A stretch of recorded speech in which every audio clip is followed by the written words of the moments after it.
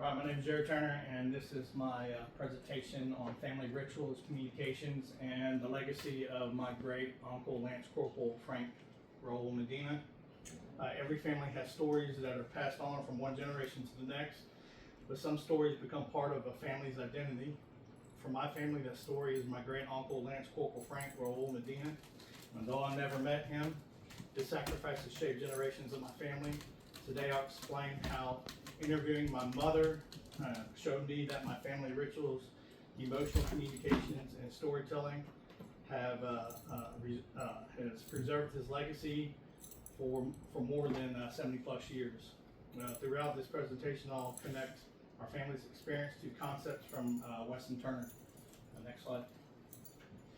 Okay, all right, so I chose to interview my mother, Rita Annette Wilson Hess, because she is the last direct connection to the Medina family's traditions. My mother grew up hearing stories from my abuela, Henrietta, whose younger brother, Frank, never made it home from the Korean War.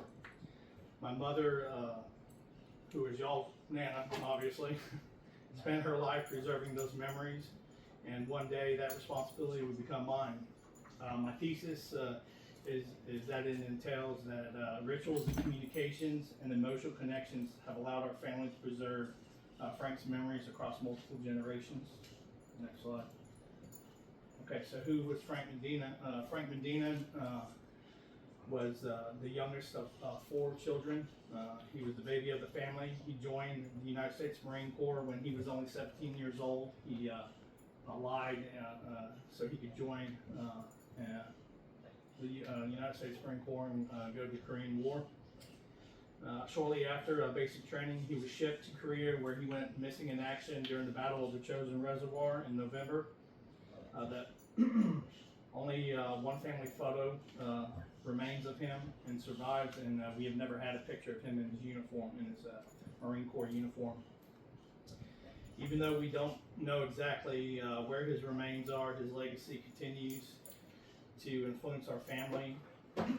His story reminds us that service and sacrifice never end when the war is over. They continue through the family members that are left behind. Next slide. All right, so family rituals. All right, so one of our longest family rituals began with hope. Every Christmas, my abuela would place a candle in the window, believing that her brother Frank would return. As the years passed on, that candle became a memorial star that was displayed each Christmas in my grandma's window. And today, your Nana still does that tradition, and she places it in her window. My mother continues to go to the annual MIA-KIA conventions in Washington, D.C., where family members gather to honor those still missing. And according to Weston Turner, rituals reinforce family identity and traditions. I'm going to go to the next slide. Okay, so everybody in a family has a family role, all right? My abuela was a storyteller who made sure that Uncle Frank's sacrifice would never be forgotten. My mother became the keeper of those traditions by continuing to attend remembrance ceremonies and about my family's history, and myself, after serving 15 years in the military, Alexa, and I now understand that responsibility in a completely different way. My goal is to pass these stories down to my own children so that my great uncle Frank's legacy continues. All right, next slide. Okay, so communication through emotion is not only spoken words. My abuela communicated her grief every Christmas through tears of remembrance. Later, as Alzheimer's took her mind and much of her memory, yet she still remembered waiting for her brother to come home. Shortly before she passed away, she spoke in Spanish that she could see her brother waiting for her. Whether someone views that spiritually or emotionally, it brought comfort to my family and became one of the most meaningful memories. It demonstrated how emotions share communications and lasting memory. Next slide. All right, communication concepts. Several concepts from our textbooks applies directly to my family's experience. Family rituals strengthen identity, relationships, maintenance, and explains why we continue attending ceremonies and telling Uncle Frank's story. Self-disclosure occurred as my mother shared deeply personal memories with me during the interview. And finally, social exchange theory suggests that people maintain relationships because it rewards outweigh the cost of remembering.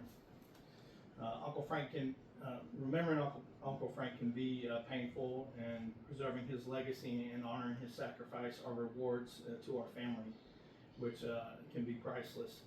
According to Weston Turner, these communication processes help strengthen family bonds over time. Next slide. All right, personal reflection. Conducting this interview changed my perspective. I was deployed to Iraq during the 2009 MIA KIA convention, and missed attending with my mother.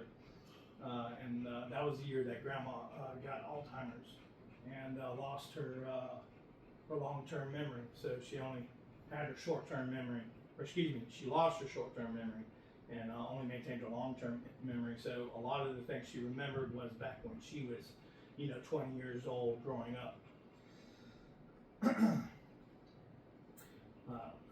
Losing her memory and having Alzheimer's changed her life, and looking back now as being a veteran and a father, I understand the importance of preserving family stories before they are lost. This project reminds me that communication connects all generations. Next slide. All right, so conclusion. In that closing, interviewing my mother showed me that the interpersonal communications is much more than conversations. Through ritual, storytelling, emotional express, and remembrance, my family has kept Frank's memory alive for over 70 plus years. I hope to continue that responsibility with my own children. I'll leave you with this one thought. As long as someone continues telling a person's story, a part of that person is never truly gone. Good to go.